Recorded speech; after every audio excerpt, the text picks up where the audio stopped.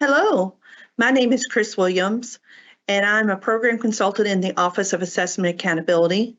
And today I'm going to bring to you the back to school trainings. One of those is the progress on English language proficiency.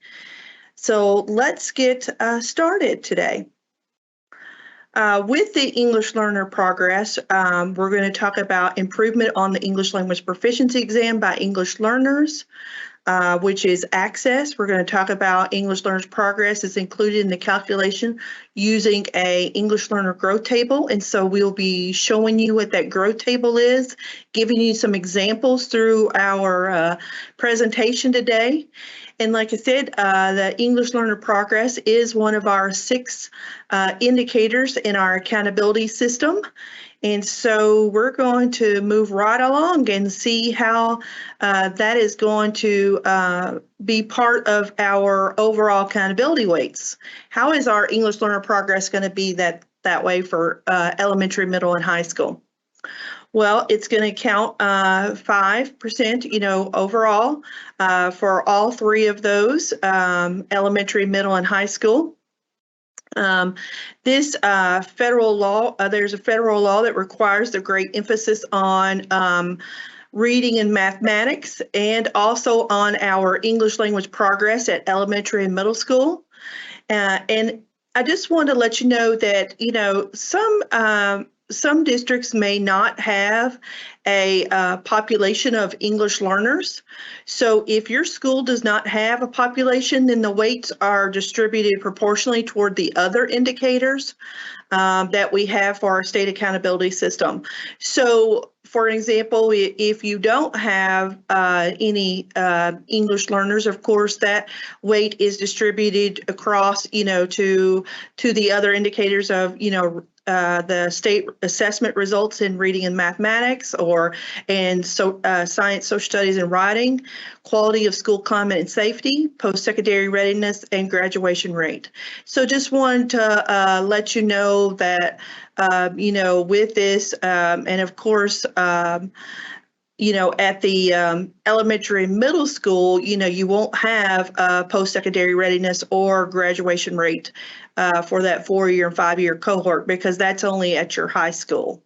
So if you're elementary and middle school, if you didn't have any English learners, that would go across your reading and mathematics, of course, and then your science, social studies, and writing, and then your quality of school climate and safety. So just wanted to let you know about, that particular piece, because that's always important to know when we are looking at the overall accountability weights. Now, our agenda today is we're going to be talking about the how, it's part of our ESSA plan. Every Student Succeeds Act, of course, that is federal requirement, plan that we have in place in our state. Also, we're going to be talking about the EL indicator tables for access and alternate access, and I'll show you both of those, and examples of English learner progress, the overall score calculations. We'll talk about school configurations, because I think that's very important to know, because, everyone is different when it comes to school configurations. We do have some that have some different school configurations. I'll talk little bit about how feeder schools will go into this particular piece of it. And we'll talk about, students that are not going to be included in your calculation toward this English language progress.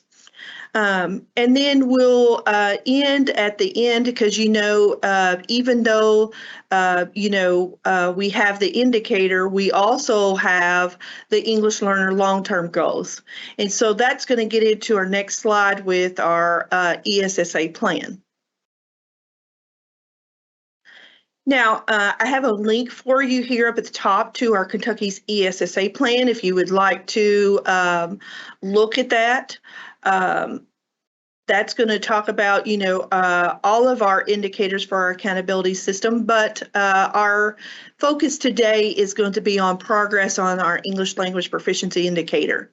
And so when we look at this plan, of course, we as a state agency here in Kentucky will be looking at two things. We have to look at, how our goals are, toward, how our students are meeting their interim progress toward those goals. And of course, based on our English language proficiency assessments, and then looking at those, like I said, those long-term goals.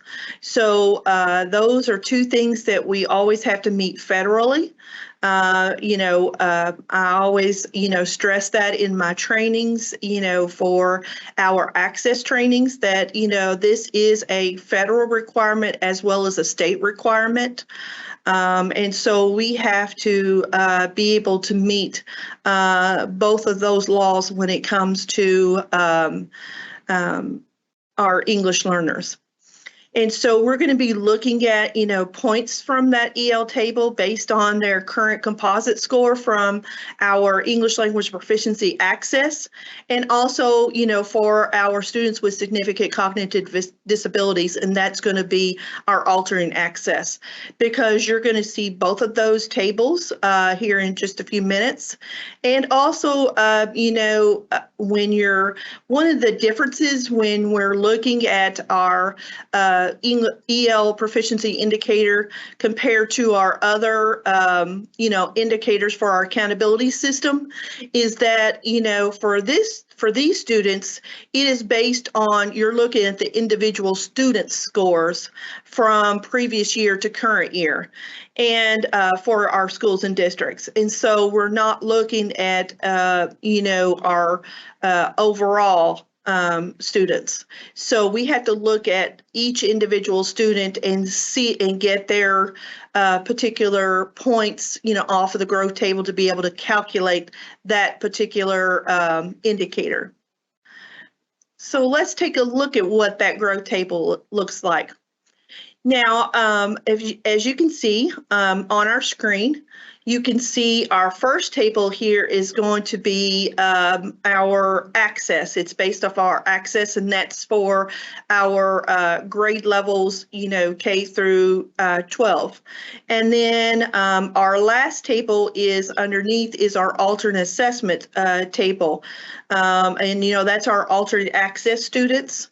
And that is also, we test our students in grades K through 12 for those two particular parts of it. But we'll talk about who's not going to be part of it, because even though they are K through 12, for us to be able to look at, our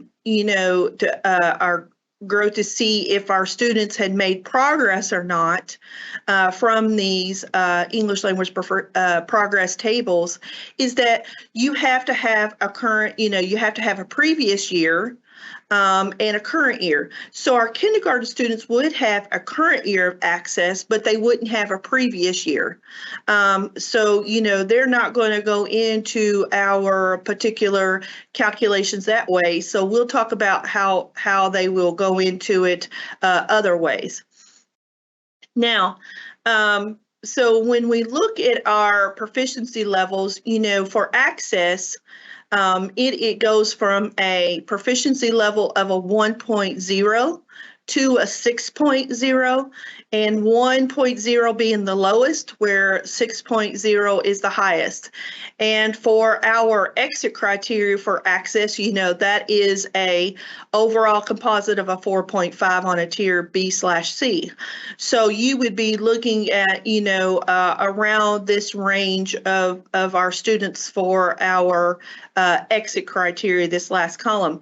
And then, of course, we do have for our alternate access students, it's a little bit different the way the proficiency levels go, because, we have 3 levels before we get to our proficiency level of 1 on access. So we have what we call A1, A2, and A3 levels, and A1 being the lowest, and it keeps on going. Now, we do, you'll notice that our chart goes to a P2, proficiency level 2, and you're probably saying, well, Chris, doesn't, alternate access go to a proficiency level of a P3? It does, but it only goes to a P3 in the writing domain only, not in the listening, speaking, or reading domains. So, we, for accountability purposes and for exit purposes, we will only go up to that P2 because that is the level that, where we can get all 4 domains of that alternate access. And you'll notice that when we're looking at both tables, I'll point this out. On the left-hand side, we're going to look at prior year's performance. So you're going to need, those scores from last year to be able to see that prior year performance. And then also you're going to have to look at our current access scores. And we have those scores in WIDA AMS, which is our WIDA assessment management system that DRC provides for us. That's our data recognition corporation. That is our sub-vendor because, WIDA is our vendor, and that's the world-class instructional design and assessment that provides both our English language proficiency for our access and for our alternate access for our students each year. And then we also have, like I said, up at the top, our current levels for access. And so you're going to have to look at these particular tables. And remember that the points that you can get is 0 points all the way to 140 is what our point values are on our chart. And then the same thing for alternate. It'll go from a 0 to 140.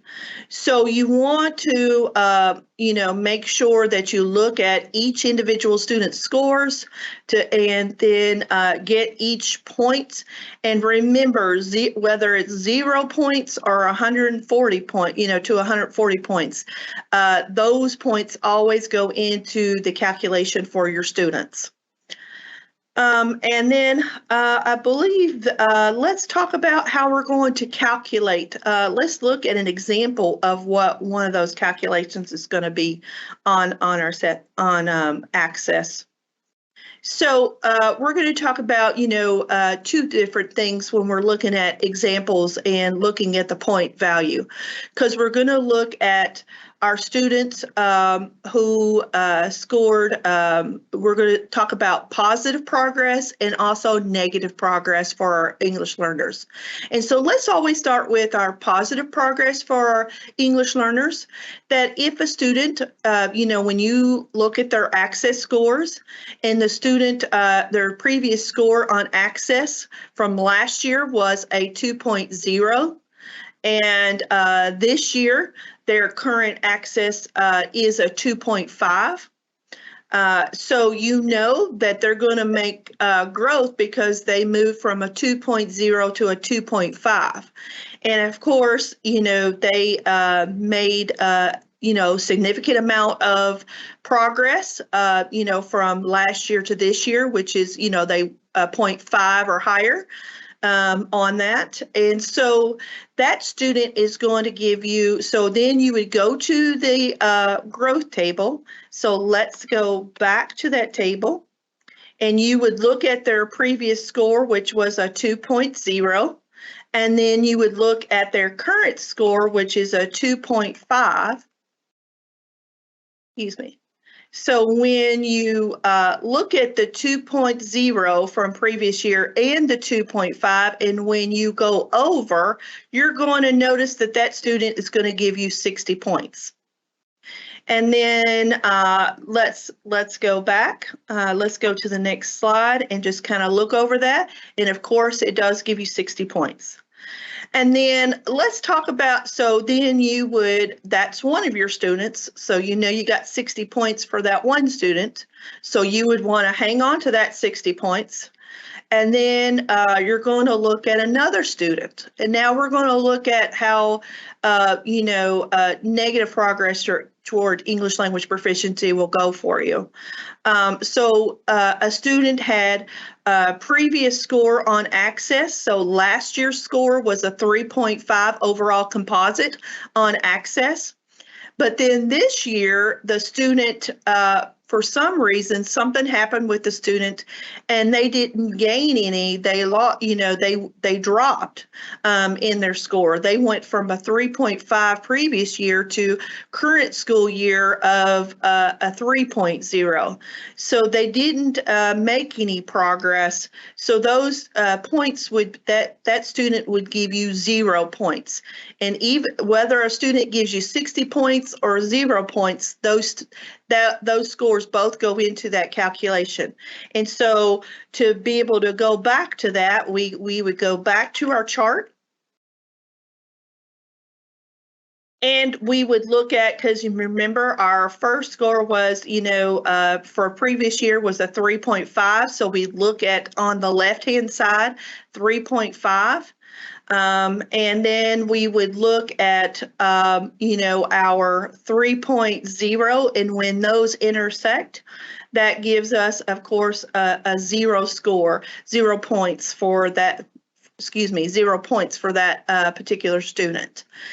And you'll notice that another thing I want to point out is that when you look at proficiency levels, they go in increments of because when you look at the scores for Access, they go from, 1 point, when you start with 1.0, it'll go 1.0, 1.1, 1.2, 1.3, 1.4. So that's how we get that first particular thing. And then we proficiency levels. Then you move up to the next one and you do the same thing, 1.5, 1.6, 1.7, 1.8, and 1.9. And then it goes to 2, and it goes 2.1, etc., to 2.4. Then it'll go 2.5, 2.6, 2 several. Keep on going to 2.9. And then you go up to 3, and then you move on. And then, of course, 3.5 to 3.9. And then, there'll be increments in between those. And then the same thing for 4.0 to a 4.4. Now, you notice that, remember what our exit criteria was a 4.5. So that's why we go up to a 4, for previous scores to be able to give you, those particular points, and look over at our proficiency levels over here as well. So just want you to know that, that you will have different increments within those. They just won't have just those 1.0 or 1 or 2.0 or 3.0 or 4.0 or 5.0. They also have, 4.5, 4.6, and etc. So just like I said, be looking at those previous scores, and your previous scores for your students should all from last year be in Infinite Campus, because remember, in the fall, we always make sure to go in and load those for Access for you for all of our Access for ELLs assessments, whether it be Access or alternate Access. And remember, we always, do that in our Infinite Campus. And you'll see those scores on the EL tab. If you're familiar with that, if you're new, when you go into Infinite Campus underneath Program Participation, you'll be able to see on the second tab when you go to the EL, you'll be able to see on that second tab the proficiency levels for your students, the overall composite. You'll see each domain score for Access and alternate Access, but also you'll be able to see the overall composite. And so you'll be looking at the overall composite of taking all 4 of those domains, added together. That gives you that overall composite of for Access, and then also for our alternate Access. We have to take all 4 domains of listening, speaking, reading, and writing to give an overall composite.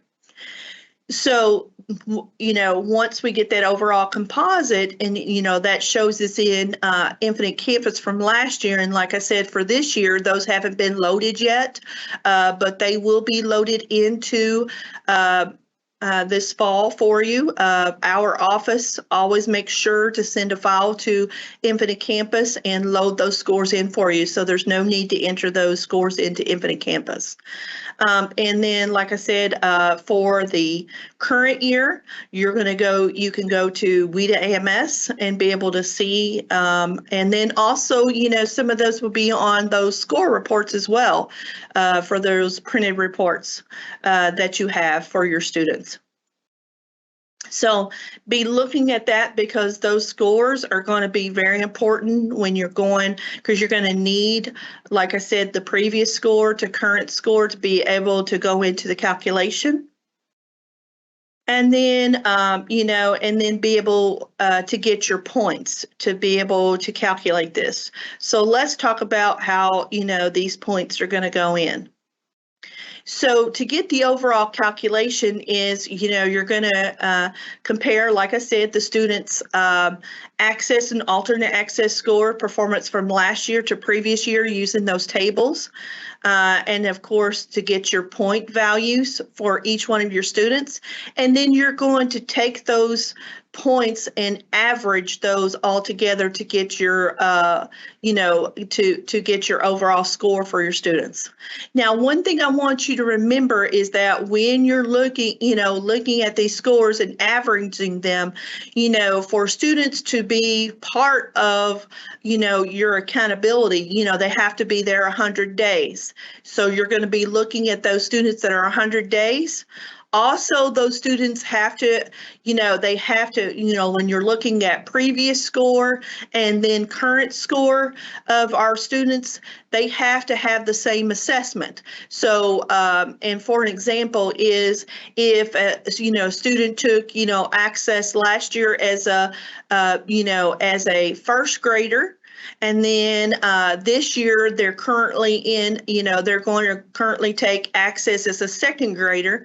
Remember, those are the same assessment, access, it's just, different grade levels. And so the student must be tested in that same assessment to also go into the calculation. And the same thing for alternate assessment. The student has to take alternate assessment the previous year and then also access this year. And, we do have, it's very few times where we'll have a student who doesn't have the same assessment. For an example, sometimes districts will, when they're looking at our alternate assessment students, for alternate access, they won't determine that, the IEP team won't determine the first year, because remember, for those students, our assessments start at starts at K and go, that K2, where our, alternate KSA doesn't start till grade 3. So, we have to, determine, the IEP team has to determine those students a little bit earlier because of access, to see if they were. And sometimes they don't, they may not decide, the previous year to start them in alternate access because, the team may have said, let's wait a year. So if they do that, you would have a student, who would previously, previous year taken access with accommodations. And then, the next year they decided, hey, look, I want to put this kid in, alternate because, we've determined based off the criteria that they met that criteria. Even though, for our alternate access, those students for the content for our summative assessment, that doesn't start till grade 3. But remember, for our English language proficiency assessment, that always starts, at K2, and those students are assessed. So really, that's going to come, into play, really important for those grades 1 and 2 students.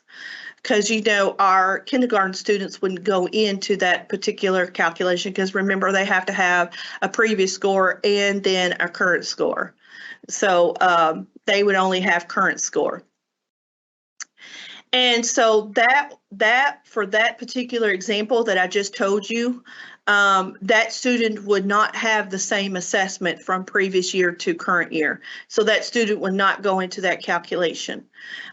So, you know, you always want to make sure that you are making sure that, you know, the students have met the criteria, you know, for our alternate assessment, because that's going to be very important that you look at not only, you know, at grade 3, what our participation guidelines are for alternate KSA, but, you know, even though those students aren't at grade 3, you still have to look at that particular participation guidelines.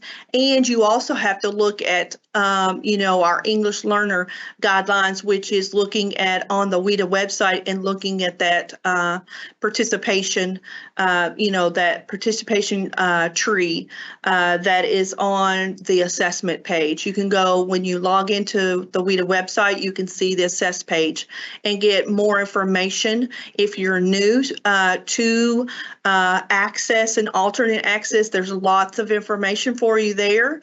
Also, there's lots of information on our Kentucky access page that will also help you. And like I said, you know, for this particular presentation, we're talking about, you know, how it's going to go into accountability. So our English language, you know, this particular PowerPoint and video will also be posted to our KDE website for you to be able to go over and learn all you can, you know, to how to be able to calculate that. Another thing is that's very important. Like I said, I've gone over the point values, you know, because like when you look at those growth tables, you know, the point values go from a 0 to 140 being the highest, and then 0 being the lowest. And then also, we also have to take into account of our in count when it comes to accountability. And of course, you know, our in count has changed. You know, we used to have, you know, 10, and now we have an in count of 30 students for elementary, middle, and high school. So you have to take that in consideration. And so, you know, some of our districts may not have, you know, meet that in count to be able to calculate you know, the scores for our English learners. So that's another important piece, you know, when you're thinking about the calculation for our students. Other things are that we want to take into consideration when we're looking at how to calculate, you know, the average of our point values for our students is looking at how our schools are configured. You know, for accountability, our standard configuration is, you know, for our elementary is K-5, our middle school is 6-8, but our high school, you know, and our high schools are 9 through 12. But, you know, we do have other school configurations across the state. And so you would kind of look at the way your school is configured. If you're a K-5, of course, your grades 1 through 5 will go into your elementary. If you're a K-8, you would have grades 1 through 5, and then 6-8 would go into your calculations. And then if you're a K-6 school, you would have that 1 through 6. K-3 would be your grades 1 through 3. And then K-12, if you're a K-12 school, you would have all three. You would have your 1 through 5 for elementary, your 6 through 8 for middle school, and then your 9-12 for high schools. And when you're looking at these, you notice that, you know, I started with grade 1, even though, you know, we have K. You know, our schools are, you know, could be, you know, that are K-5 or, you know, K-8 or K-12, etc. But remember, when we're looking at how these students are going to go in, remember they have to have a previous score and then current score to be able to go into that calculation. And they can't just have one of them. They can't just have a previous score and then not have a current score, or vice versa, to go into that calculation. Now, grade 9 A1 schools only, they would be included in your 10-12 school for all accountability reporting. So I just thought that was very important, that when you're looking at school configurations, not only looking at your end counts, but also how your schools are configured is an important piece when you're looking at the accountability system. Another important thing is looking at how our K-2 students are going to go, and we have those feeder schools, because like I said, for Kentucky's accountability system, it does include schools without tested grades. And these are our K1 and K2 schools, and of course they're going to feed up higher to that higher level school, which receives, a federally required accountability classification. And of course, our feeder schools will receive the classification of the higher level school where the majority of our students are enrolled. And then feeder schools, like I said, include that K1, our K2 schools that feed to our elementary schools, and then grade 9 that feed to our high schools. And so, looking at our state's student information system, you'll look at the schools that have a high grade of 2 or lower are tracked back to see where the student attended the next grade up. And based on where those students are enrolled, the feeder school must have 90% of its students attending that higher level school to be assigned that same federal status at the higher level. And currently, Kentucky has a one-to-one school connection using this process. So I just wanted to kind of go over that with you. And, because we, every year we have, new DACs, every year, but also remember, we haven't had accountability since 2019. So, some things we forget, even though we've been here for a while. There's some things that, we need to be reminded of. And some reminders I want you to know that there will be some other things of why students are not included in our calculation. Of course, we talked about the kindergarten students. We didn't talk about this one. Another one is, if a student is retained, if they're retained in the same grade level from, that they were in last year and they're in the same grade this year. For example, if they were in grade 3 last year and in grade 3 this year, they would be repeating a grade. So they would not go into the calculation because it has to be, the different grade levels. They have to have the previous grade level and it has to be different than what their current grade level is to go into that calculation. Also, if a student had a non-participation either the previous year or the current year for access or alternate access, they would not be included into the calculation. And we talked about, how a student maybe had switched an assessment, that, they were, accessed the previous year, but then alternate access this year. And so those students would not go into the calculation. And also another thing is another example I wanted to give you was in high school when this happens a lot. Our students are they were supposed to be, they were in grade 10, but then they were promoted to grade 12 in the same year. Or, last year they were grade 10 and then they were promoted, to grade 12. Those students would not be into that calculation because remember, what was our clue for that? It was you have to have, the previous grade level and to the current grade level. And see, those students wouldn't have had because they jumped from 10th to 12th. So that is several grade levels. And then people ask us, well, Chris, what happens when, a student who, came in last year from another state and took access? and didn't take it with us. Or if, they came in this current year and took access in another state, but not with us.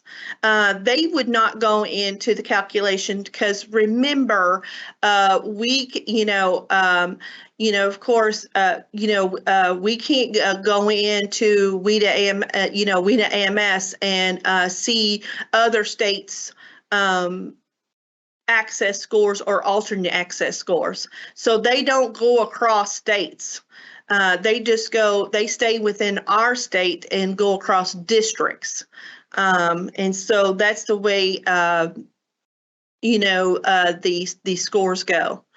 Now, sometimes, you will get the previous score, when you do a records request, but still that was not, that was still taken in another state, not in our state of Kentucky. So those students would not go into the calculation. Also, we had students who did not, because of COVID, in previous year, because the previous year, we had COVID, and our students may have not have taken, may have not attempted the test for some reason. So in the prior year, they would not be part of that calculation as well.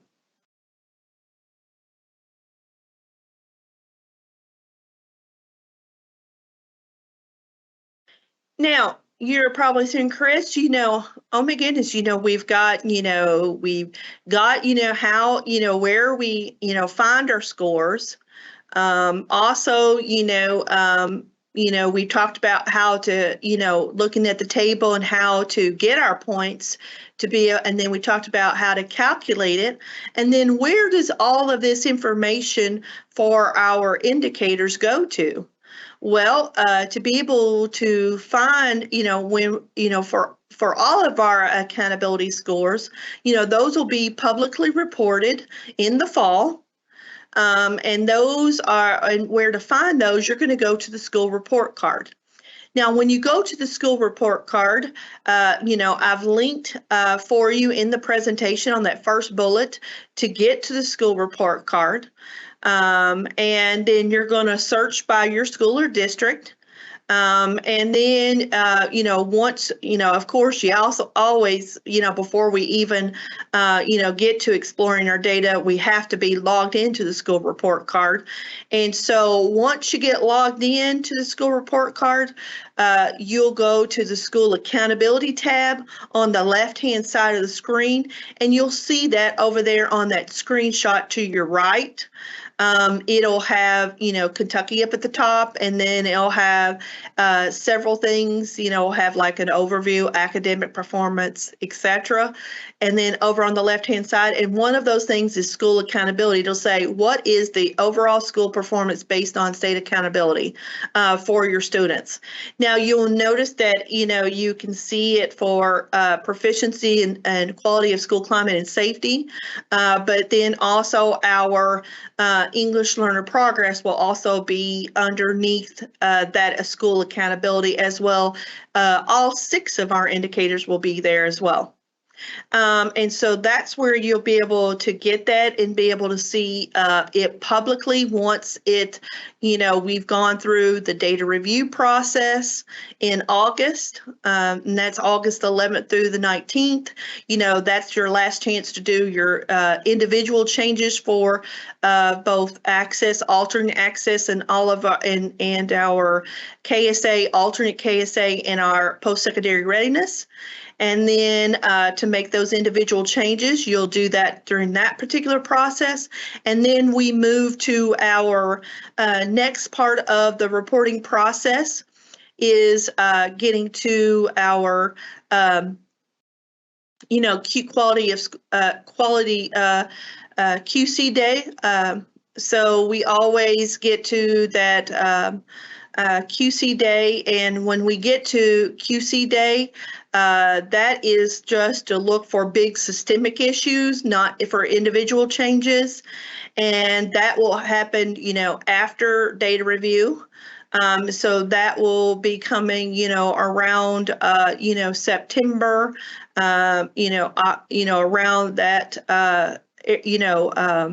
time frame, and then we'll move into public release, usually, sometime in October, is when our data is public and put into the school report card. And then if you look at your data in there and you're like, oh my goodness, I forgot to clean that up back in August, and now it's out there. Well, of course, we do have that 10-day regulatory process in SDRR that you can go back in and make some individual changes to your students, but that does not occur until after it's publicly reported in the school report card. And so that would be, after October before that would happen, or after it's released in the school report card. So and that concludes, that part on the indicator. Now we're going to look at, our long-term goals, because, for ESSA, it does require us to do, to provide long-term goals for improved academic achievement for our students on our annual statewide assessments. And of course, access and alternate access is a state required assessments. And those also to reduce what you're looking at, your goals is reducing percentage of students scoring lower than proficient by 50% from 2019 by 2030. And, it's kind of like, if you're looking at, and of course, it's always based on, the access to, for your progress toward proficiency. And it's currently based on your students reaching that proficiency level in 5 years, and so it takes your students in that first year and creates a trajectory for each student to be proficient by the end of the year 5. And if that student is above the target that it has set, and of course, our goals has shifted because, we haven't had accountability since 2019. So our end goal, of course, is going to shift to 2032. So if those student is above the target that we started at and is keeping on meeting those long-term goals, then those students would be classified as being on track and to meet that goal in reaching proficiency level in 5 years. So it's very important that you not only look at, your access, scores, and, and to be able to go into the accountability system and look at that calculation, but also looking at your long-term goals of your students. And that's very important. And that comes out, later. Our long-term goals are always released later for you than our scores are. So just be looking at those long-term goals, be getting prepared for those. And that concludes, this particular presentation, like I said, on our progress on English language proficiency level. You'll notice it is one of those 6 indicators. Like I said, for the accountability system, and it does go into your overall, calculation for your populations of students that you do have that meet that, those in counts and those particular rules that we discussed in this presentation. We do have not only we have the other indicators. So you'll have, for the back to school trainings, you'll have the 6 indicator trainings. Each of those trainings, they'll have a PowerPoint and video for you. to be able to go over and, be able to take notes as you go through.